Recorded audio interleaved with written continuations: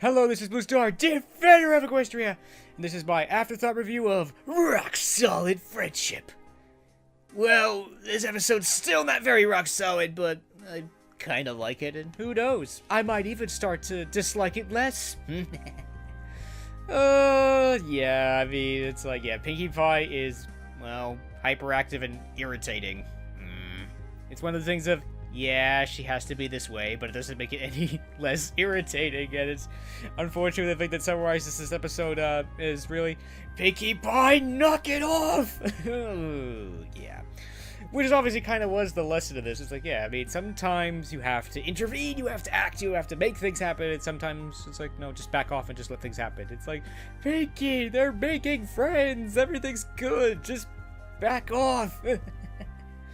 But, you know, it's like, but I do feel bad for Pinkie Pie at the same time because she tries so hard. She wants Maud to live with her and be friends and be, you know, obviously be best sisters ever and all that. And of course, that's understandable, but she's just definitely trying way too hard. She just needs to back off. It's like she's trying to show, it's like, we have great rocks. It's like, look at this beautiful castle. It's made of rocks. Along with just about every other castle in existence. It's a very good, you know, building material, particularly when trying to build armored structures like castles. I must admit, for me, this was almost like an opportunity to just do, like, glance analysis during throughout this entire episode. Like, when Lyra, it's like, pulled over, it's like, help me! What do I do? Help me! It's tough, because, yeah, sometimes there wasn't a lot of dialogue, but sometimes it didn't really need to be. Yeah, I did like Starlight Glimmer. It's like, yo, it's like, I definitely like Starlight Glimmer a lot now. She's cool. It's like, she, you know, because she's very smart and everything. It's like, she immediately realizes what's going on and all that. But it's also kind of entertaining to watch her sort of discomfort. Like, it's like, she's trying to tell her, it's like, I like kites. I'm like, thinking, so? She likes kites. So what? What's the big deal? I think because she's talking to Maud, she's just probably thinking, oh, please let her like kites. Please let her like kites. Oh. Because, yeah, Maud is, well, Maud. She's obviously very different from a lot of ponies, and I think Starlight Glimmer realizes pretty quick and all that, so, but, I'm very glad they hit it off and everything's going well with their friends. Yay! I think that's great. Yeah, it's like, I definitely like Maud a lot in this episode. She's definitely the perfect counter to Pinkie Pie's hyperactive, irritating nature. Sorry. But I do have to say that all the main 6 have had episodes like this, where it's like, they've gone berserk! Yeah, overall, I kind of like this episode, but not a lot, no, because, yeah, honestly, yeah, Pinkie Pie is just really annoying during this episode, but usually the way to deal with that is just ignore it. I did like that, you know, it's like, they ditched her. It's like, where did you go? I also liked when Starlight Glimmer ripped off the cowbells. It's like, oops, how did that happen? It's a little bit of evil Starlight Glimmer. I like that. That was cool. And also that, you know, when Maud and Boulder immediately get out of the cave, it's like, wow, that's just incredible. It's like, sorry, Pinkie, that wasn't gonna work. I mean, it was like, I was thinking, it's like, well, can't Starlight Glimmer just blast her way out or something like that? She actually already technically did that already, you know, it's like she broke that rock face apart and all that, so it's like, you know, they wouldn't have been trapped in there for very long, but whoa, talk about, but I didn't expect that, wow. I'm glad I wasn't the Obi-Wan who was reminded of the cave in Wrath of Khan by Maud's cave, I don't know. Whatever it is. I do have to say, Dr. Wolf had impeccable timing, you know, releasing his Maud therapy visit, you know, basically just before this episode, and I think, you know, then that therapy visit was pretty much spot on. It was actually pretty cool that a lot of that was reflected in the episode. So, yo-ho! Yeah, and I do like how Maud and Starlight are actually hitting it off so well, because it's like, they have a lot in common, even though they don't think they do and stuff.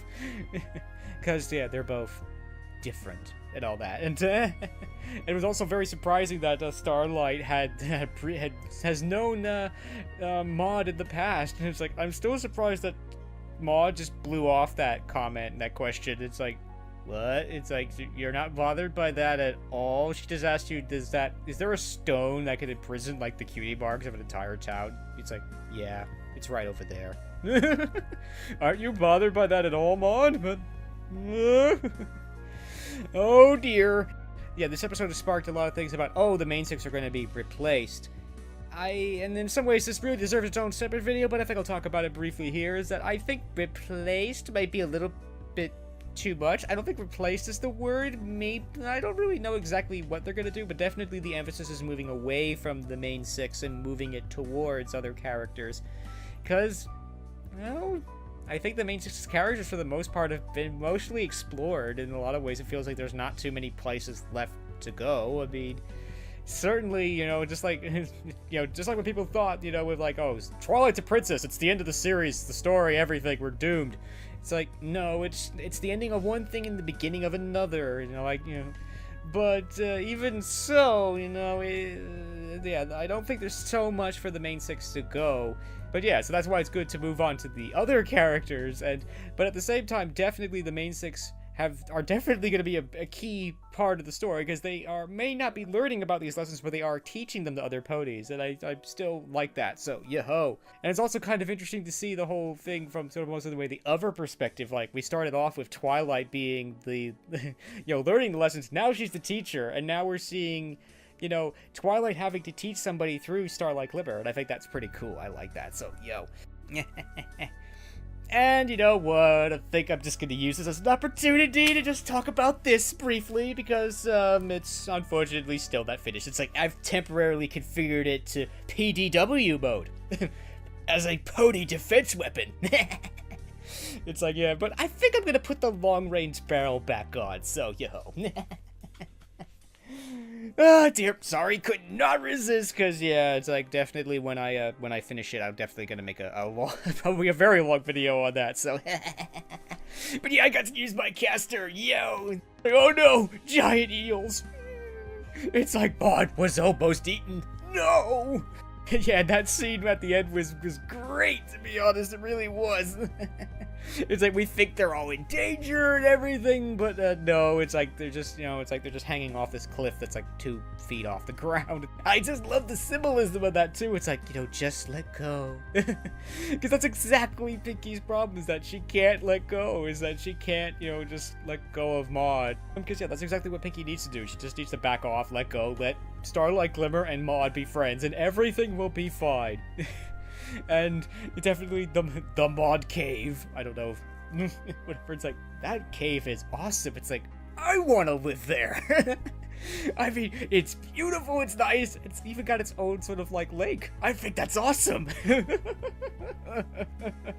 And that was almost another sub lesson sort of a thing. Is that, yeah, I mean, she's technically living in Ponyville, but she's not really living in Ponyville. I mean, she's, well, I guess a loader per se, so she's better off living by herself. And I think, and again, it's one of those things, if I think it's good for a show like this to say, you know, do that from at times, because sometimes the show, it could be, I almost call it hyper social. It's like you have to be, you know, with your friends and stuff all the time and all that stuff, which is not bad, but you know, that's simply not the only way. Just like not every pony is exactly like everybody else. It's like there's definitely ponies out there like Maud who are, well, just, you know, literally better off just, you know, living by themselves and stuff. It's like, it's not means they're antisocial, they're just living on their own and stuff.